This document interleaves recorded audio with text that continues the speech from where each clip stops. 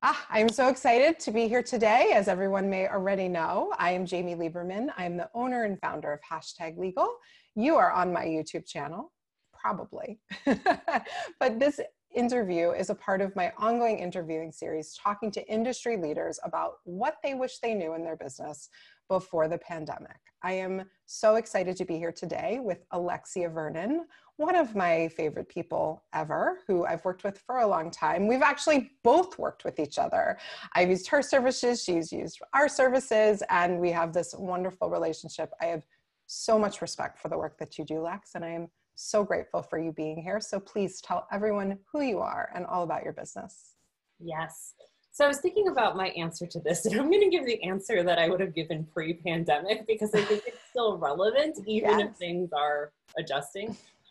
So I have two primary branches of my business. One, I show coaches and consultants and experts how to step into their moxie and use public speaking and transformational experiences to connect with their dream clients, to share their important ideas, and to position themselves as trusted go-to thought leaders.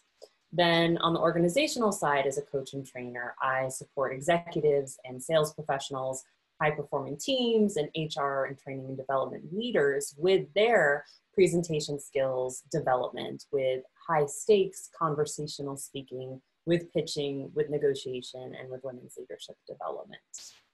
You're a rock star in the speaking world. No, you are. You elevated and changed the way that I speak. And it was so funny because when we worked together and we went in, I'm like, I'm a good speaker. And you didn't say otherwise. You are. But the small changes that you made, like just it just changed things. Like the little changes that you can make once you're comfortable speaking can make the largest differences. So I cannot speak highly enough about how awesome you are. So tell us one unexpected side effect of the pandemic on your business. Yes. So the good news, I like to start there, has been we haven't seen a shift in terms of engagement from our audience. Like the people who know, like, and trust us still absolutely feel that way. If anything, we're seeing higher open rates from our newsletters, more engagement in my Facebook group. Hopefully that translates to people listening to my podcast, which I'm sure we'll talk about. Like having a launch that was pre-planned during this time is interesting.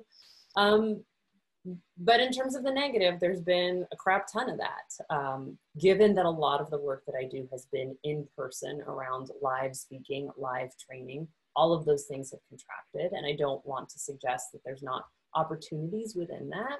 But there's been a lot of constraints. Like we've experienced a tremendous drop in revenue. Some of that has been from my own keynote speaking and training. But another big piece of that is one of our core revenue drivers, as you know, has been a mastermind program that I do. And I'm happy if it feels relevant to talk about our thinking about why we are not releasing it at this time. Not that I'll never do it again, but it's not just because a lot of it was around live speaking. It's also because of the traditional avatar of the person I work with has been hit in some ways. And so from a sense of just fiscal responsibility, it doesn't feel like the right time to ask people to make a 9-month investment in much of anything. So those have been some of the immediate things. And I don't want to skirt around the other issue of, despite having only one daughter, having her home full time and having my partner in my business be my husband has meant that we've had to make the decision where he is now 75% of the time in full educator, parent, now cleaner role, which is not something he necessarily signed up for. And he's only working really 25% in the business. And that's been a challenge because one of the reasons why he joined the business a few years ago was for that partnership. So to be at this time and not have that same level of partnership, despite being a few doors away most hours of the day, has been tricky. I'd like to say that there is no despite. 1 child or 6, it is a lot of work. And different challenges, right? Because I've heard this from some of my friends who have like their own colony of children, that with one, there is no social outlet, there is no playmate outside of the parental unit. Now, I'm not suggesting that having lots of children is not complicated, but the one advantage is not feeling like you are solely responsible for their socialization. I mean, I have two boys, as you know, and many people know, and they have just been on top of each other for the good and the bad. I walked out right before we got on this, and they were literally like face planted on top of each other, screaming and trying to ride each other like a horse. So there is both good and bad. But yes, I think everybody is facing unique challenges, whether you have no kids, lots of kids, one kid, it doesn't matter. We're all facing our own challenges. And I appreciate your candor. I also have been candid about how Hashtag Legal's business has changed. I also was hit really hard because of the speaking engagements as well. I mean, that's how I primarily get my information across.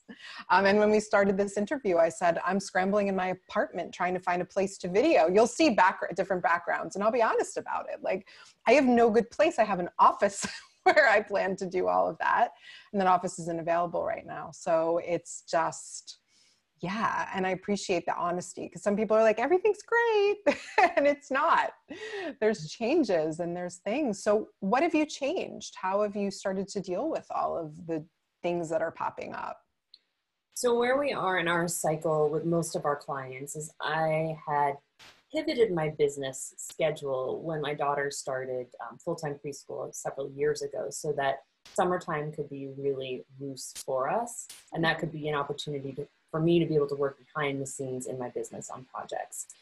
In theory, that's been a really good fit for a couple of years. This year, it's pretty crummy, meaning that everybody's culminating May 1st, essentially, who's in one of my programs. And so initially, I haven't experienced a lot of change in terms of my responsibility to show up and to coach, or to move some of the things that remained that were live things that I was engaged for to online. But what it meant is it's been really tricky to carve out the time to think about what happens once all of those people culminate and we know that revenue, I don't want to say completely dries up, but dries up significantly, because normally we would be layering a launch of our mastermind and alumni program. And this summer I had a lot of corporate things, particularly here in Las Vegas, that have all gone away. So one of the things that I got really clear on first and foremost was, based on our clients, particularly that coach, that consultant, that expert, what do they need? And we've heard and asked a lot of questions. And so we're clear, a lot of people, in fact, in a poll I recently did with my audience, the number one thing which really surprised me folks wanted support with was creating a virtual presentation, or adopting what they were doing live in terms of live events or experiences to a virtual format, because any of the kinds of networking things that they used to do also gone. So there's a recognition that whether someone's being interviewed on a podcast, a video series like this, doing their own speech for a conference that's moved online, that it's not that speaking has gone away. The fees for speaking might not be what they were for these online engagements, but in terms of growing audience and being able to move people into experiences, we have to keep speaking. The second thing we learned, though, was that people feel more uncomfortable than ever before in terms of their messaging.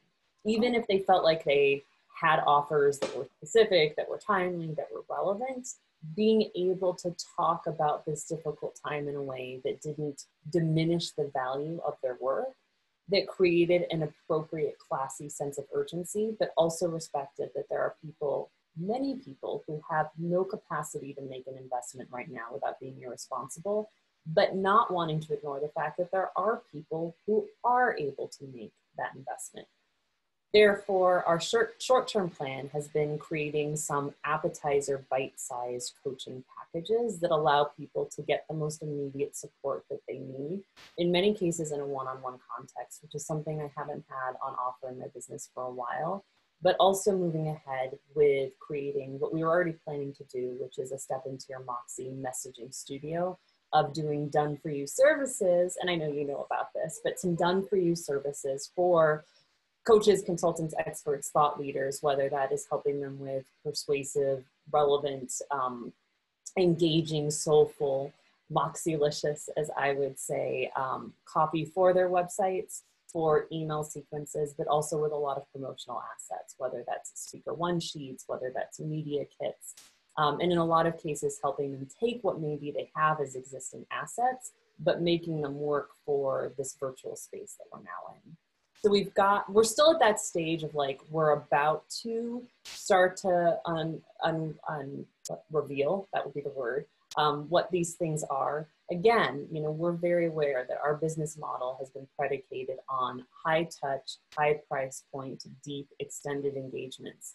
So from a revenue standpoint, when you're doing more appetizer things, you need a lot more people doing those things. So we recognize, like, I'm not naive to think we're not going to have a shortfall for a while, but the commitment is to keep showing up for people who do need support, who can make a more modest investment, and then trust as things start to evolve, the partnership can deepen again. Oh my gosh. I love everything that you've said. I am beyond excited to see how you've done this, but I think the two things that strike me most is you did it thoughtfully, you didn't do it with fear, and you asked. You went into your community who are rabid fans of yours. I'm in those communities and I see people have so much respect for you and what you do. You literally asked, and I am seeing so many people freaking out, panicked, and just throwing things out there because they're scared.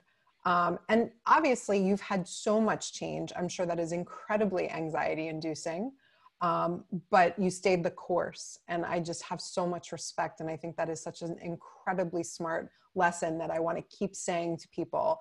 In the short term, it hurts and it feels bad, but in the long term, it's going to benefit you by making these measured decisions.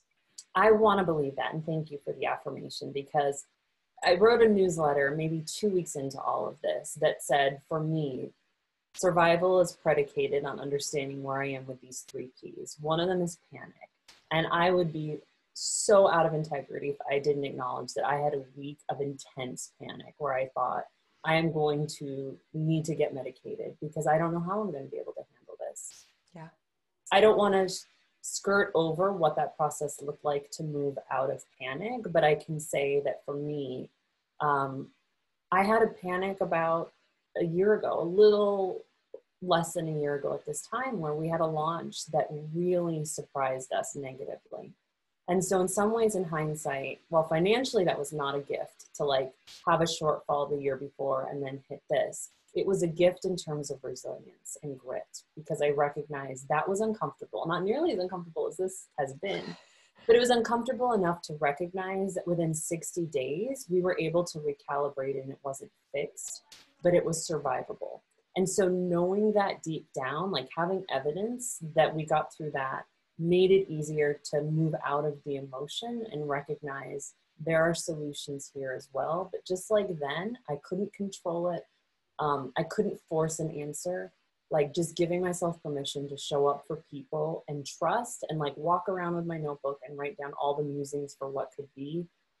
And then just like say the second P, which is pause. I'm going to pause on making big decisions. The one decision that felt like it had to be made immediately was we have a live event that usually happens end of April, beginning of May. It's 3 days. It's, for us, a big endeavor. It's about 50 to 60 women who come. We had to figure that out. And I literally wrote, Jamie, like 12 different versions of an email over 48 hours, because this was at the beginning where it was like, we're still moving ahead. Nope, we're going to move it virtual. Nope, we're going to postpone it. Nope, we're going to just put it on pause and guarantee that whenever it happens, we will promote it a minimum of 4 months before it happens. We will not do that until the world has decided it is safe to have events. Like, just because we might be leaving our homes, we're not going to ask people to do something that feels risky. And that might mean that we wait a full year.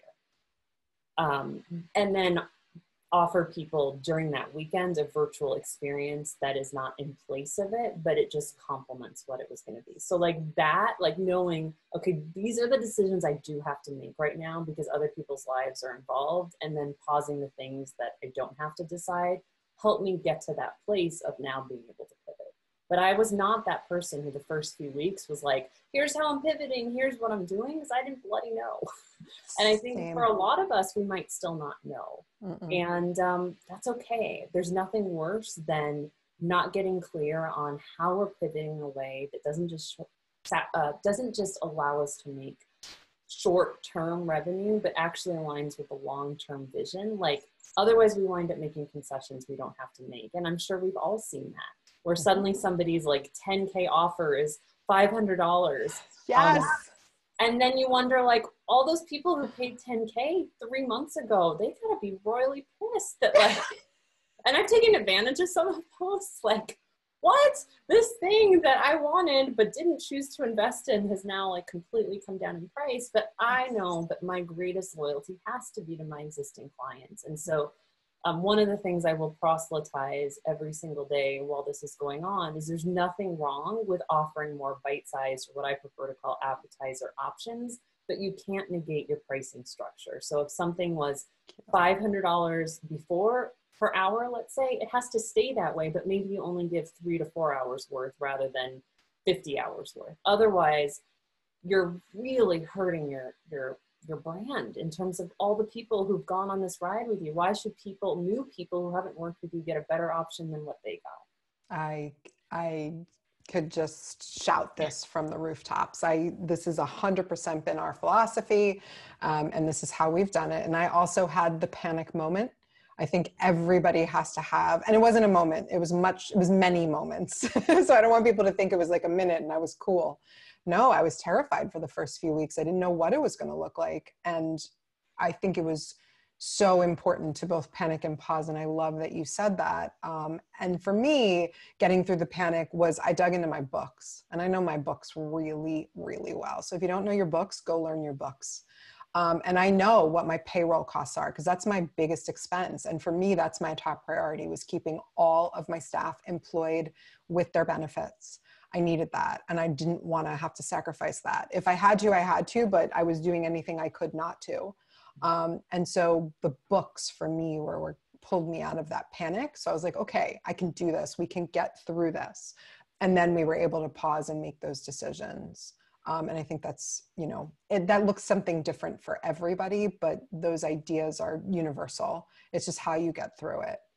So what resources have been using during this time? What's been the most important thing for you? Hands down, the number one thing has been my relationships. Yeah. Having colleagues and friends and clients get on extra calls and for us to mutually brainstorm with each other, to be in conversation with people who get it. So a lot of my immediate geographic community has not had the same level of impact. Despite being in Las Vegas, which has had tremendous impact, a lot of the people in our daughter's school community, when this resolves, will go right back and things will look essentially the same. Right. The primary concern might be a drop in retirement benefits. And it's not to say that like you wish other people have bigger struggles, but it's to recognize that it can feel traumatizing to go to folks who are not struggling in the same ways and ask for them to have an ear. And so having colleagues who get it has been really, really helpful. The second resource for me that has been huge has been talking to team.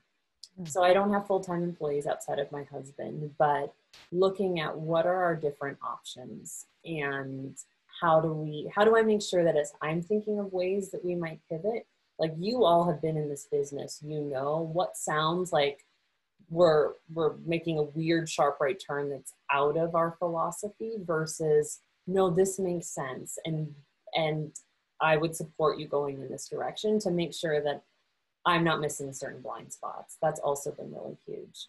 And then also, this might sound like a strange resource, but being really clear, when do I want to participate in learning all the free things that are out there? And then what am I just like, I don't want to hear? So I listened to a lot around the SBA's lending programs. Obviously that was important to be able to figure that out. I listened a lot to mortgage help. We moved into our house a year ago. So it's not a time where we're going to be able to refinance. Our home is not worth what we paid for it. What are those options that are available? But then I did block out a lot of other stuff that felt like it was only going to be amplifying the panic rather than helping to connect me with a solution. I love that. Turn off the noise. I saw somebody posted on Facebook how much they're enjoying the mute option on Facebook.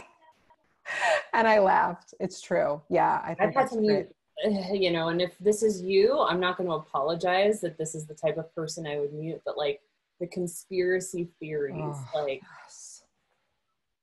So you know this, obviously, that during my last launch, November 2019, we got a lot of haters on my social media profile, a lot of body shaming. Oh, And the majority of it was, well, all of it was from women, and the majority of it was from coaches, consultants, and experts, who in many cases I would have like 50 plus mutual connections with, even if we weren't connected.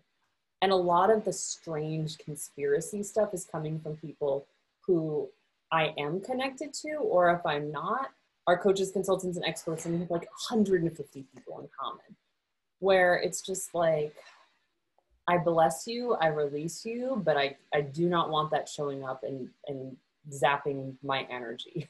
That's right. It is an energy zap, and source is everything. And I say this to people all the time, and I've said this long before the pandemic happened. Source is everything. When someone comes to me and was like, I Googled this, and this is what Google says to me about this legal. Who wrote that? You know, there's so much bad information. Whatever information you do rely on, whatever sources and resources are important to you, no source. Source is everything. So I had this conversation in my group speaker coaching program, where a brilliant career coach came to me and she said, okay, so I'm working on the evidence part of this presentation. Am I allowed to like talk about Gallup engagement polls? Like, is that seen as credible? Like, yes. Like, I like this person. And she said, I just am having a moment where I don't even know what is deemed credible, reliable. Like sometimes the WHO is fighting with the CDC. Like, how do we know? Yeah. And here's my thing about all of this. If you're able to step out of emotion, which is a very challenging thing to do right now, and imagine that you were a university professor, which I used to be a university adjunct in public speaking, so I had to do this with my students a lot.